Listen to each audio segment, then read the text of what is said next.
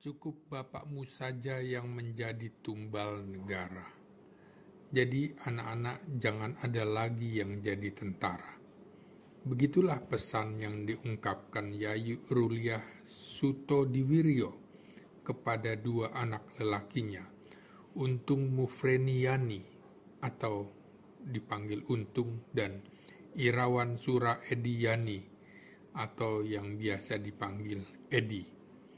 Yayu merupakan ibu 8 anak dari perkawinannya dengan pahlawan revolusi Jenderal TNI Anumerta Ahmad Yani.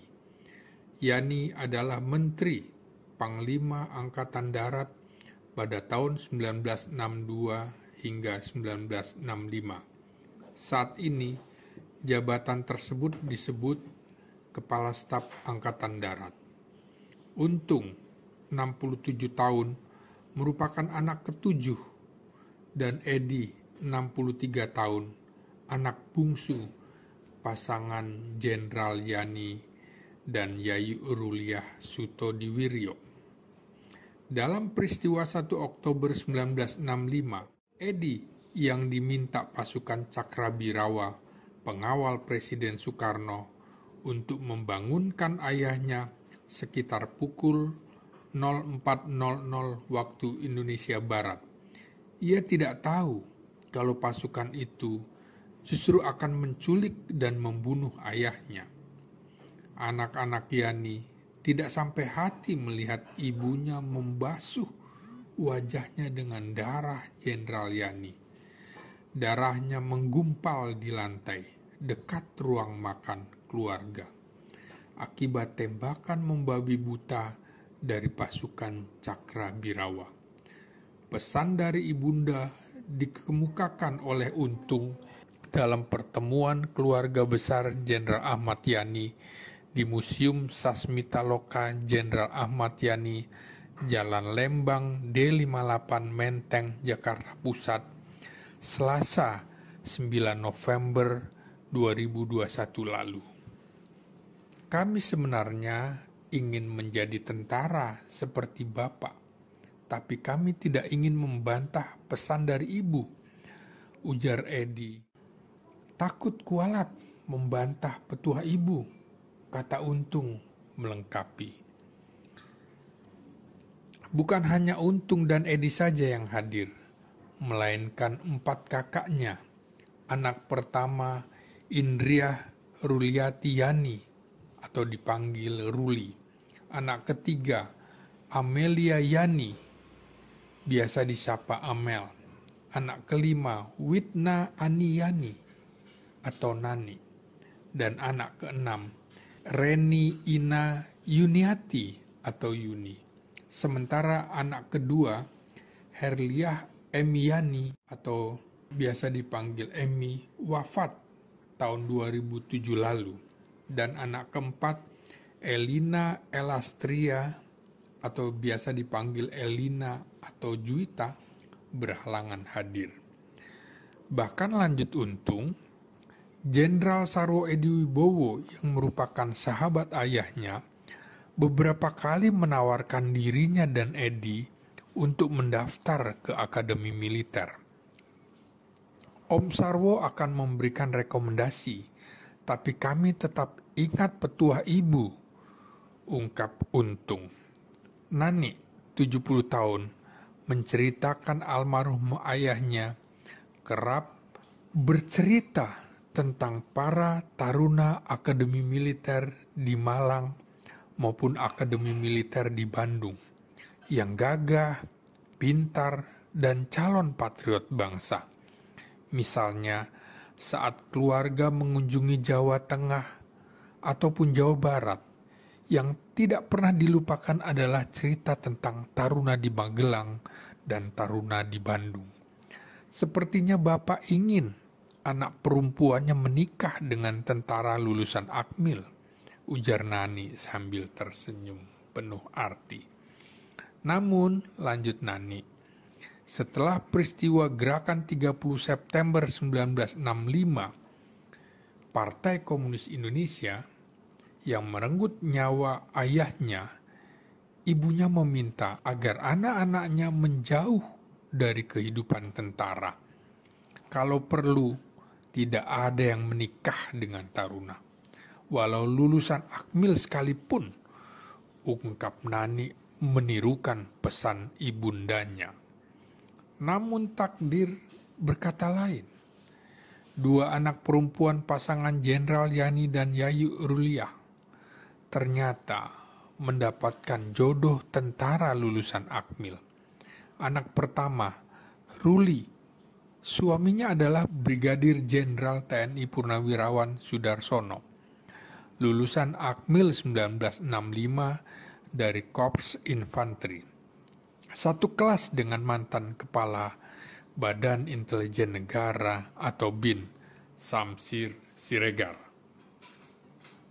Kalau saya sudah kepalang tanggung, karena waktu Bapak masih hidup, calon suami saya masih taruna dan sudah pernah ke rumah. Juga sudah berkenalan dengan Bapak dan Ibu saya. Bahkan 30 September 1965, Mas Sudarsono sempat menemui Bapak. Pada siang hari, ujar Ruli, 76 tahun, mengenang masa lalunya. Brigjen Sudarsono terakhir berdinas militer di Badan Koordinasi Intelijen Negara atau BAKIN, yang kini menjadi Badan Intelijen Negara. Ia juga sempat menjadi anggota DPR RI setelah pensiun dari militer. Lain lagi cerita Nani. Suaminya adalah Mayor Jenderal TNI Purnawirawan Yudi Magio Yusuf, lulusan Akmil 1973 dari Korps Infanteri. Teman satu kelas dengan Jenderal Purnawirawan Susilo Bambang Yudhoyono, mantan Presiden RI pada 2004 hingga 2014. Majen Yudi terakhir dalam dinas militer sebagai asisten pengamanan Kasat. Jadi dua menantu Jenderal Yani memiliki keahlian di bidang intelijen. Saya terus terang ingat pesan ibu, jangan menikah dengan tentara. Tapi Mas Yudi yang desak terus. Akhirnya saya menyerah sambil minta maaf kepada ibu, ungkap Nani yang disambut gelak tawa saudara-saudaranya. Yuni, 68 tahun, juga menceritakan bagaimana keluarganya terobsesi kehidupan angkatan darat dengan segala suka dan dukanya. Setelah ayahnya gugur, banyak anggota masyarakat silih berganti mengunjungi rumah duka selama 1 tahun. Om Sarwo juga kerap datang mengunjungi kami. Datang dikawal panser, menanyakan keadaan kami. Ibu selama sekitar 1 tahun terus berduka dan lebih banyak berada di dalam kamar, kenang Yuni. Sarwo Edi merupakan teman satu kelas dengan Jenderal Yani waktu pendidikan Sodanco atau Komandan Kompi. Bagi tentara peta atau pembela tanah air di Bogor pada Oktober 1943. Yani sebelumnya sempat menjadi sersan pada Dinas Topografi Kenil atau Koninklijke Nederlands Indisch Leger, Belanda, tentara Belanda, dan berdinas di Bandung. Sempat bertempur dengan Jepang di Ciater sebagai pengalaman pertamanya dalam perang. Ia sempat meringkuk beberapa bulan di kamp tawanan perang Jepang setelah tentara negeri matahari tersebut menundukkan tentara Belanda di Indonesia pada 1942. Para tentara Belanda dan pribumi yang menjadi tentara Kenil pun menjadi tawanan perang, sampai akhirnya dibebaskan dan pemuda Yani menjadi pengangguran. Yani dan Sarwo sempat berada dalam batalion yang sama. Mayor Yani sebagai Komandan Batalion 3 Resimen Magelang, sedangkan Kapten Sarwo Edi sebagai Komandan Kompi. Resimen ini berada di bawah Divisi 5 yang bermarkas di Purwokerto. Panglima divisinya adalah Kolonel R. Sudirman, kelak menjadi Panglima Besar TNI. Yani pula yang mempromosikan Sarwo menjadi Komandan Resimen Para Komando Angkatan Darat atau RPKAD, walau ditentang beberapa pihak. Kelak keputusan Yani justru benar dan Sarwo menjadi Komandan Penumpas PKI. Yuni menceritakan, sekitar 1 tahun, nyaris tamu tiada henti mendatangi rumah duka. Untuk menerima kedatangan tamu, mereka membuat seragam tentara khas Angkatan Darat. Kami minta brevet wing para atau terjun payung militer kepada Om Sarwo untuk melengkapi seragam agar terlihat lebih gagah. Om Sarwo memberikan 6 wing untuk kami berenam, ujar Yuni. Jika para tamu datang, ke-6 anak Jenderal Yani menyambut dengan rasa hormat dengan berbaris rapi. Komandannya adalah Amelia yang punya bakat memimpin. Ia juga menjadi aktivis KAPI, Kesatuan Aksi Pemuda Pelajar Indonesia, yang mengkritisi kepemimpinan Presiden Soekarno. Dalam lubuk hatinya, sesungguhnya Amelia protes terhadap negara atas gugurnya ayahanda sebagai kusuma bangsa. 2 kakak kami pada Desember 1965 melanjutkan pendidikan tinggi di kota Bonn, Jerman Barat, sekaligus untuk melupakan trauma, ujar Amel, 72 tahun. Sehingga sebagai anak ketiga, Amelia menjadi yang tertua. Ia memimpin adik-adiknya. Belakangan, Amel juga melanjutkan pendidikan tinggi ke Inggris. Hal ini setelah mendapatkan saran dari psikolog. Setelah Amel juga sakit-sakitan akibat trauma, tidak bisa melupakan peristiwa terbunuhnya ayahanda di depan anak-anaknya. Kemudian, Amel bekerja untuk UNDP atau United Nations Development Program. Wah, itu Amelia komandan galak dalam memimpin adik-adiknya. Celetuk Untung disambut gelak tawa kakak-kakaknya. Harus galak supaya nurut semua, jawab Amelia tersenyum. Beruntung, ke-8 anak dari Jenderal Yani mengenyam pendidikan tinggi semuanya. Awalnya di Universitas Indonesia, kemudian melanjutkan ke luar negeri dan kembali lagi ke UI. Bahasa Inggris menjadi menu wajib bagi keluarga ini. Bahkan ibunda mereka, Yayu Ruliah, juga mengikuti kursus bahasa Inggris selama sekitar 2 tahun. Bapak ingin agar ibu bisa berkomunikasi dengan para istri atas pertahanan asing di Indonesia, sehingga ibu mengikuti kursus bahasa Inggris, kenang Amel. Sedangkan Jenderal Yani menguasai 3 bahasa asing, Inggris, Belanda, dan Jepang.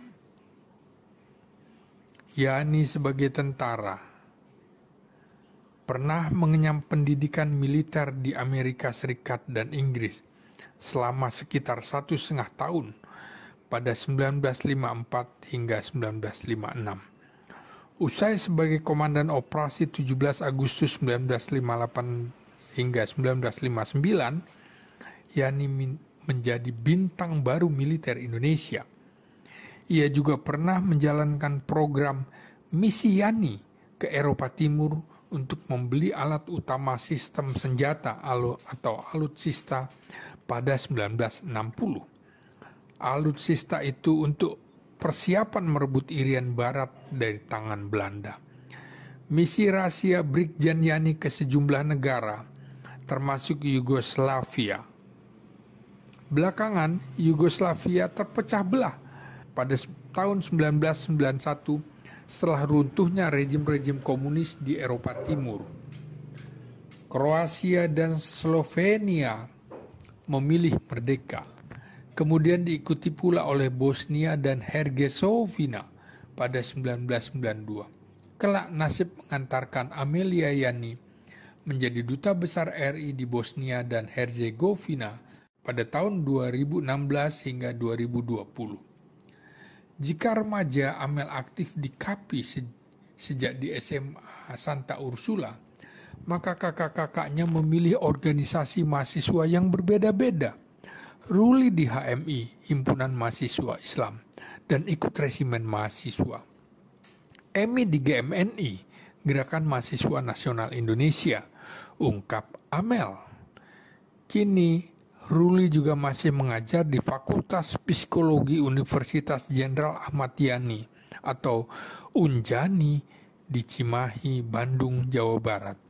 Perguruan tinggi swasta di bawah Yayasan Kartika Eka Paksi milik Angkatan Darat. PTS yang menggunakan nama ayahandanya. Ia menjadi dosen istimewa dengan usia 76 tahun, namun masih energik. Sedangkan Emi menikah dengan pengusaha Subronto Laras. Sepulang dari Jerman, Emi kembali melanjutkan pendidikan di UI.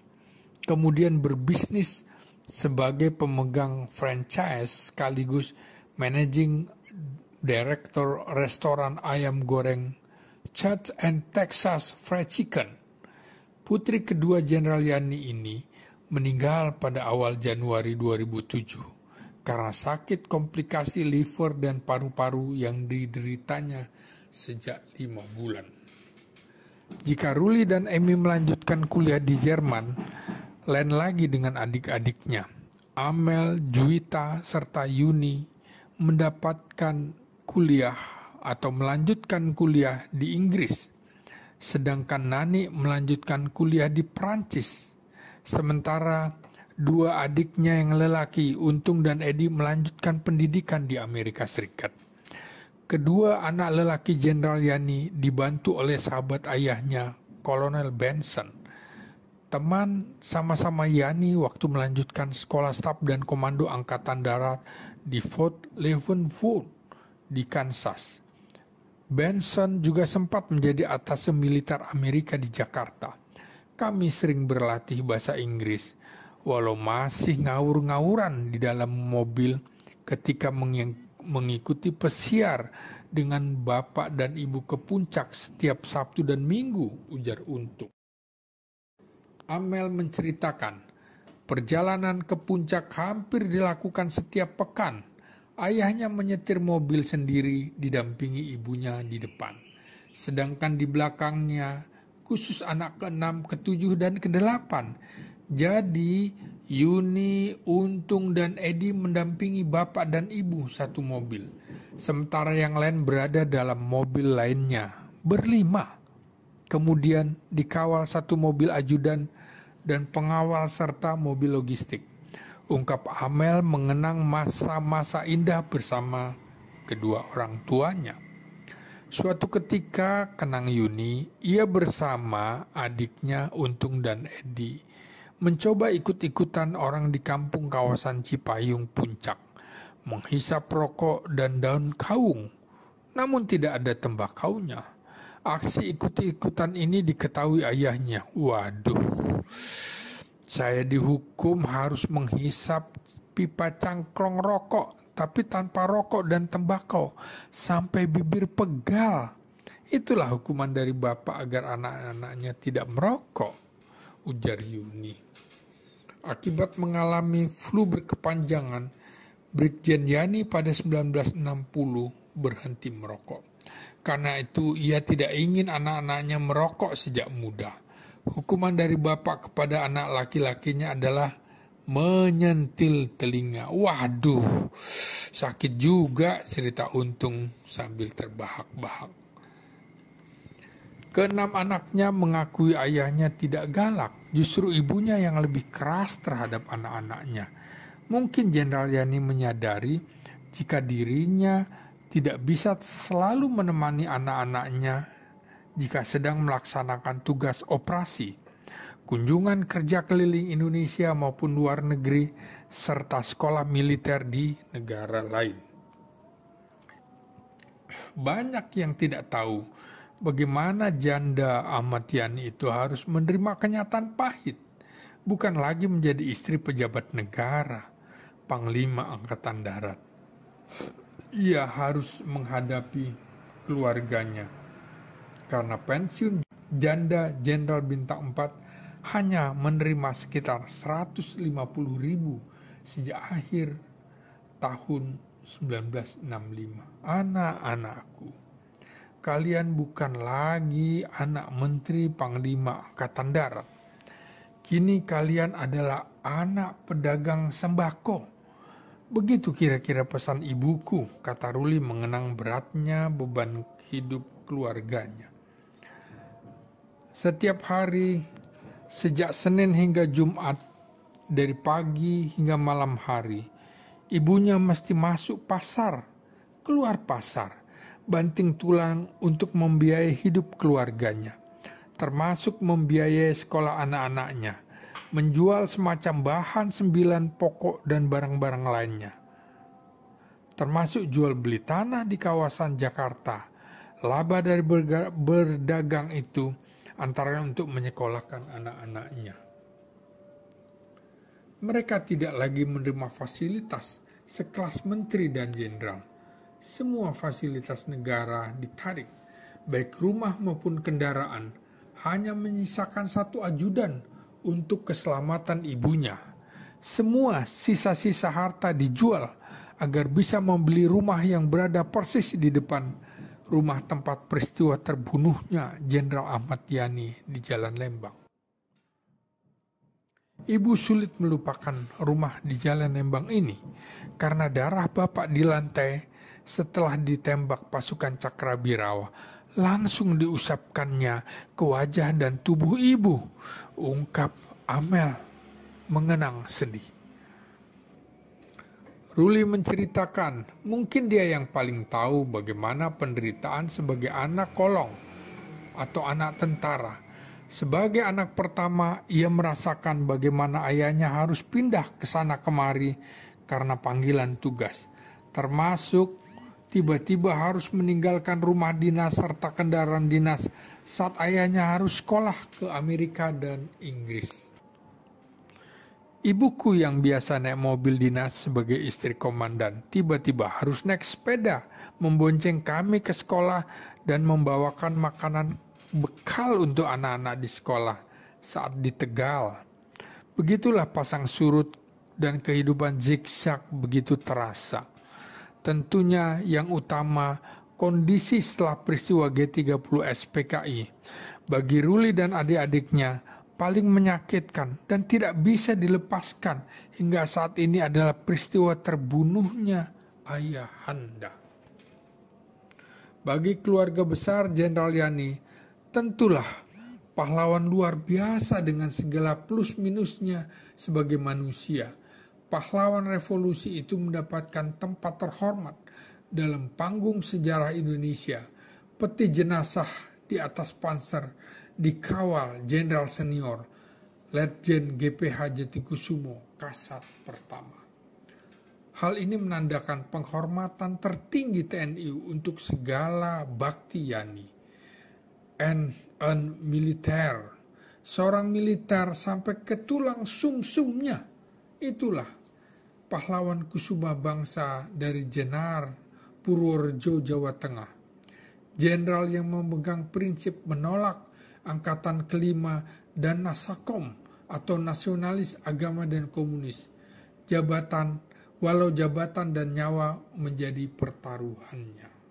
Terima kasih, selamat ginting.